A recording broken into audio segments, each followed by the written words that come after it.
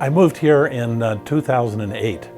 I was U.S. ambassador in Paraguay, and I was also ambassador in Cuba, and I used to come back here all the time. So I knew Coral Gables, and when I retired, I had to find some place in the world to go, and I remembered Coral Gables, how beautiful it was, and the fact that it had a university, and that it multicultural, and the beauty of the place. And I said, well, I got to pick some place. Let me pick some place like Coral Gables where I'll feel at home.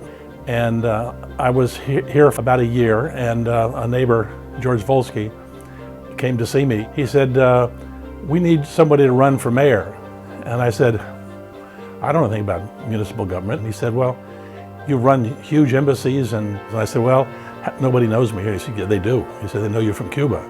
And I said, well, how would I ever win? And he said, well, you'll have to walk to every house in Coral Gables. And I said, well, okay, why not? So I said, all right, I'll do it. And so I walked every house in Coral Gables twice. And to my surprise, I guess everybody else's, I won.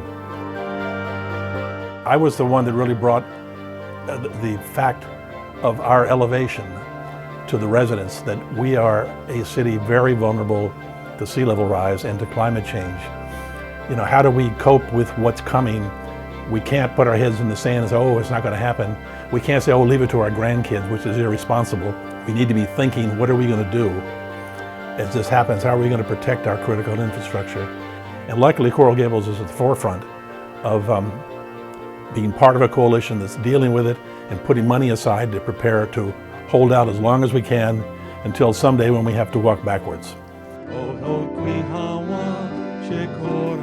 It means it's very difficult to speak Guarani well. I learned it because, again, it was respect. I was the only diplomat ever to learn that Indian language. I learned it so well that I made an album of folk songs, which I've sold thousands of, and I used all the proceeds for scholarships for kids to learn English. I could have gone anywhere in the world, since I lived all over the world. I could have just sat back and, gone fishing all the time, but for 6 years, I used up 6 years of my retirement to do a tough job full time because I wanted to improve the city where I was going to live forever. So I'm planning to be buried here, so I'm not ever leaving Coral Gables.